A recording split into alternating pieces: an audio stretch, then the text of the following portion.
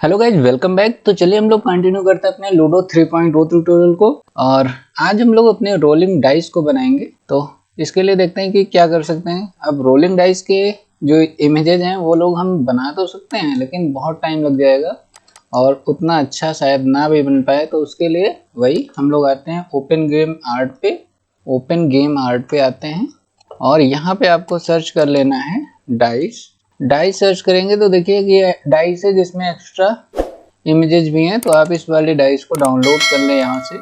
तो अभी ये यहाँ पे सक्सेसफुली डाउनलोड हो गया है। इसको यहाँ से एक्सट्रैक्ट कर लेते हैं। एक फोल्डर के अंदर मैं डाल रहा हूँ ताकि सारी चीज़ें एक ही जगह पे कलेक्ट हो जाएं। Extract here. तो आप देख रहे हैं इसमें बहुत सारी हमको इमेजेस मिल गई हैं और कुछ ऐसा ही चाहिए था। इन इमेजेस का यूज करके हम लोग डाइस का एनिमेशन बना लेंगे और ये डाइस के फेसेस हैं जो कि यहाँ पे दिख रहे हैं। तो फर्स्ट ऑफ ऑल मैं इसको डिलीट करता हूँ। इस पूरे के पूरे इमेज को हम लोग अपने यूनिटी के प्रोजेक्ट पे ड्रॉप करेंगे। तो यहाँ पे आते हैं। तो इसमें जो हमारा टेक्सचर इस पे ही एक और फोल्डर बना लेते हैं जिसका नाम रख देंगे डाइस। और इस डाइस फोल्डर के अंदर हम लोग अपने उन सारे इमेजेस को ड्रॉप कर देते हैं। तो यहाँ से हम क्या करेंगे, इन सारी इमेज को कॉपी कर लेंगे। आई थिंक इनकी ज़रूरत नहीं है, केवल इमेज ही चाहिए होंगे। ठीक है, तो इनको यहाँ से मैं ले जाके अपने इस फोल्डर के अंदर पेस्ट कर दे रहा हूँ। थोड़ा सा टाइम लगेगा और ये सारी इमेजेस यहाँ पे आ जाएंगी। आप देख रहे हैं कि यहाँ पे हमारी सारी इमेज आ गई हैं। अब हमको क्या करना है, शिफ्ट के साथ इसको सारे के सारे ये जो 32 इमेज है इनको सेलेक्ट करना है। फर्स्ट ऑफ ऑल इन पे काम करेंगे और इनके टेक्सचर टाइप को क्या कर लेंगे 2D, जो कि आप बार बार करते आए हो, क्योंकि आपको पता है कि इमेज डायरेक्टली यूज नहीं की जा सकती है अपने गेम ऑब्जेक्ट के अंदर। तो अभी ये हमारी डाइस बन गई हैं एज अ स्प्राइट 2D। अब हमको क्या करना है कि इन जो हमने ये इमेज बनाई स्प्राइट में कन्वर्ट किया, इसको अगर आप फिर से एक बार सेलेक्ट कर लो शिफ्ट के साथ, 32 पे मैंने क्लिक किया, सारी इमेज सेलेक्ट हो गई। अब आप जैसे ही यहाँ से इसको इस हायरार्की विंडो में ड्रॉप करेंगे तो ये एक एनिमेशन बनने को तैयार हो जाएगा। तो मैं इसको ड्रॉप करता हूँ और आपको दिखाता हूँ क्या होता है। यहाँ पे मैंने ड्रॉप किया तो एक पॉपअप विंडो आया, एक एनिमेशन टाइप की फाइल क्रिएट होने को तैयार है, जो कि वो पूछ रहा है कि भाई इस फाइल को आप कहाँ सेव करना चाहते हैं। तो हम लोग आते हैं एसेट्स में, आते हैं एसेट्स पे, यहाँ पे एक और फोल्डर क्रिएट करते हैं जिसका नाम होगा एनिमेशन। अब इस एनिमेशन के अंदर एक और फोल्डर बना लीजिए जिसका नाम हो डाइस, क्योंकि इसके अंदर हो सकता है आगे चल के और भी एनिमेशन आ जाएं तो हमें पता होगा कि कौन सा एनिमेशन हमारा डाइस का है या किसी और चीज़ का है। तो हमने ये डाइस एनिमेशन लिया और यहाँ से इसको नाम दे देते हैं डाइस नाम से एक एनिमेशन इस फोल्डर के अंदर क्रिएट हो जाएगी और हमने इसे सेव कर दिया। जैसे सेव किया तो यहाँ पे देखिए एनिमेशन क्रिएट हो गया है और यहाँ पे भी हमको एक एनिमेशन देखने को मिल रहा है, लेकिन ये अभी आपको प्ले होता हुआ नहीं दिख रहा है, तो कोई नहीं। और इसका नाम दे देते हैं, रीनेम करते हैं, इसको नाम दे देते हैं रोलिंग डाइस। ठीक है, इसका नाम हमने रोलिंग डाइस दे दिया। और अब अगर हमको देखना है कि ये प्ले कैसे होगा, इसका इफेक्ट क्या आ रहा है, तो आपको आना है विंडोज में आपको एक एनिमेशन विंडो मिलेगी और फिर से इस पे एनिमेशन मिलेगा। तो आप क्लिक कर दें तो आपको यहाँ पे एक एनिमेशन विंडो देखने को मिल रही है। इसको आप कहीं पे ड्रॉप कर लें, मैं इसको ले आता हूँ यहाँ पे, ड्रॉप कर देता हूँ। तो अभी देखिए यहाँ पे कुछ एक एनिमेशन मिल रहा है, इसको मैं अभी प्ले करके भी आपको दिखाता हूँ। ये हमारी फाइल्स हैं, अगर हम यहाँ से इसको प्ले करें तो देखिए ये हमारा एनिमेशन प्ले होता हुआ दिख रहा है। अब इसको थोड़ा सा हम लोग अरेंज करेंगे, जैसे कि इनमें थोड़ा सा और एनिमेशन बढ़ा लेते हैं। तो आप क्या कर सकते हैं, इनको कॉपी करके रैंडमली इसको पेस्ट कर सकते हैं कहीं भी। तो कुछ यहाँ पे हमने पेस्ट कर दिया, इससे ये और भी ज़्यादा बढ़ता चला जाएगा। तो रैंडम कॉपी कर लेना है ताकि ये जब प्ले हो तो एक रैंडम इफेक्ट आए। तो देखिए यहाँ पे मैंने बहुत सारे कॉपी पेस्ट करके इमेजेस, ये हमारी इमेजेस थी जो वहाँ पे 32 इमेजेस थी, उन्हीं का सेट है जो कि एज एनिमेशन यहाँ पे रोटेट हो रहा है। तो इनको हमने रैंडमली आगे पीछे फिर से शिफ्ट कर दिया है ताकि जब ये हमारी डाइस रोल हो तो ये हमें दिखता रहे। तो अब देखिए ये परफेक्टली यहाँ पे रन कर रहा है, इसकी स्पीड वगैरह को भी बढ़ाया जा सकता है।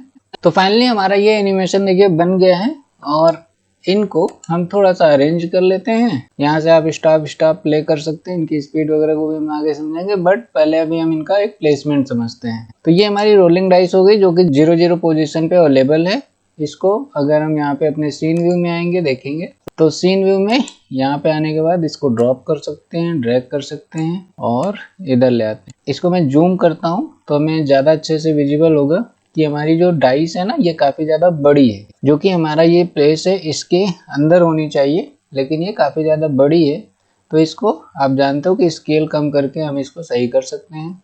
तो इसका स्केल कम करते हैं, आई थिंक 3.5 करते हैं, 3.5 करते हैं और 0.35। तो 0.35 भी बड़ा हो रहा है, इसको और छोटा करना पड़ेगा, बट अगर और भी छोटा करें तो ज़्यादा अच्छा है। अभी भी ये कम्प्लीटली आ नहीं रहा है तो 0.25 अभी ये लगभग ठीक है। अगर मैं इसको सेलेक्ट करूं और इसकी पोजीशन को देखें तो ये अभी अपनी जगह पे ठीक है। अब क्या होगा, जब भी हम इस पे क्लिक करेंगे तो ये रोलिंग डाइस इस तरीके से मूव करेगी। ये अभी जो आपको एक इफेक्ट देखने को मिला ये एक प्रॉब्लम है, वो भी मैं आपको समझाता हूँ।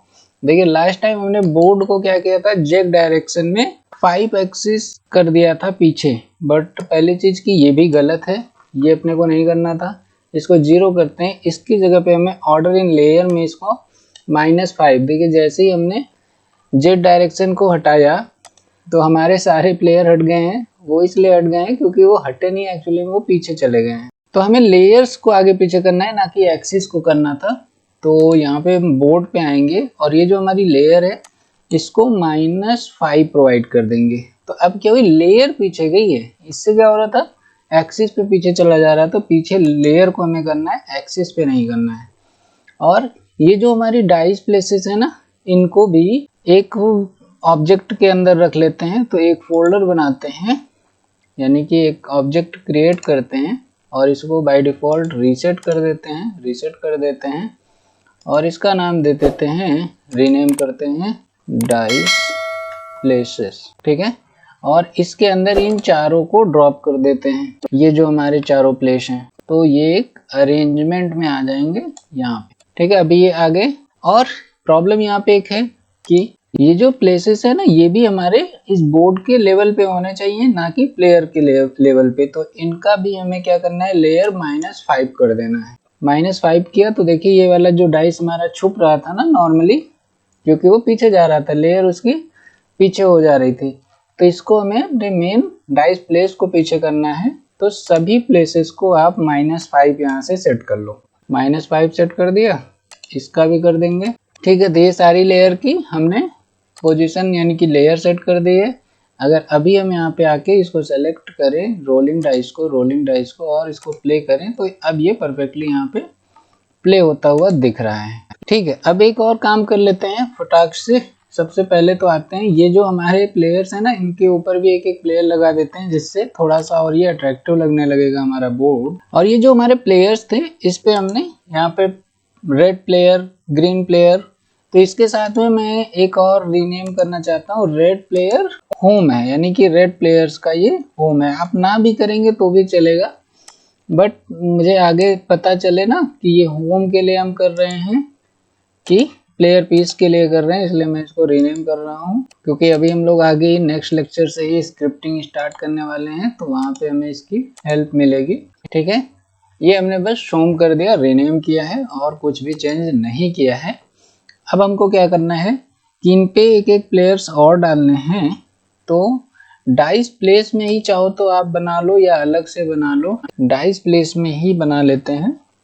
बेसिकली हमको यहाँ पे एक प्लेयर ड्रॉप करना है। तो हम लोग आ जाते हैं अपने प्रोजेक्ट पे या टेक्सचर में हमारे पास प्लेयर्स हैं। और इन प्लेयर में जैसे कि हमें ब्लू को लगाना है, तो इसी के अंदर हमने एक ब्लू प्लेयर को ड्रॉप किया, ये यहाँ पे आ गया। और इसको हम ले आएंगे स्क्रॉल करके इस जगह पे, जिसका y एक्सिस -4.35 कर देते हैं और x एक्सिस 3.07 है, इसको -3 कर देते हैं, ठीक है। तो आई थिंक ये परफेक्ट है। अब हमें येलो के लिए करना है, तो येलो वाले प्लेयर को भी यहाँ पे ड्रॉप करेंगे और इसको भी हम लोग यहाँ पे y एक्सिस में 0.35 पे और जो भी इस प्लेयर का पोजीशन है उसी को रिवर्स में कर दे तो -3 है, तो वहां पे हमें येलो वाले के लिए +3 करना पड़ेगा, बाकी ये एग्जैक्टली ये आ जाएगा। आई थिंक आप इसको अब समझ पा रहे होंगे कि ये सब कैसे होता है। देन अब हम इन प्लेयर्स के लिए भी बनाते हैं, तो हमें अपने रेड वाले को यहाँ पे ड्रॉप करना है। इसके भी सिंपली जो भी हमारा y एक्सिस था उसको -x हमारा -3 हो जाएगा, और हमको इनका पोजीशन देखना पड़ेगा, -4.35 है, तो अपने को रेड वाले के लिए +4.35 पे आना पड़ेगा। तो अगर ये नहीं एग्जैक्ट सेट हो रहा है तो आप थोड़ा सा इसको ऊपर स्क्रॉल कर सकते हैं, तो यहाँ पे ये 5 पॉइंट इतने पे आ गए। ठीक है, तो इसी तरीके से ये हमारा ग्रीन प्लेयर बच रहा है, तो ग्रीन प्लेयर को भी इसके अंदर ड्रॉप कर देते हैं। तो जो भी हमारे रेड का था उसी का रिवर्स हो जाएगा, यानी कि ग्रीन का x +3 हो जाएगा और रेड का y सेम रहेगा। तो अब देखिए ये हमारे प्लेयर्स भी यहाँ पे प्लेस हो गए हैं। यहाँ पे हम आगे चल के जब लाइव प्ले करेंगे तो यहाँ पे लोगों का फेस वगैरह भी लगाया जा सकता है, तो वो सारी चीजें तो हम लोग यहाँ पे देखने ही वाले हैं। बट अभी के लिए हमने एक एक प्लेयर्स प्लेस कर दिए हैं, जिससे ये आइडिया लगता रहे कि कौन सा ये रोलिंग डाइस किस प्लेयर के लिए असाइन है। तो ठीक है, आज के लिए बस इतना ही रखते हैं और मिलते हैं नेक्स्ट लेक्चर में। So thanks for watching, keep learning guys.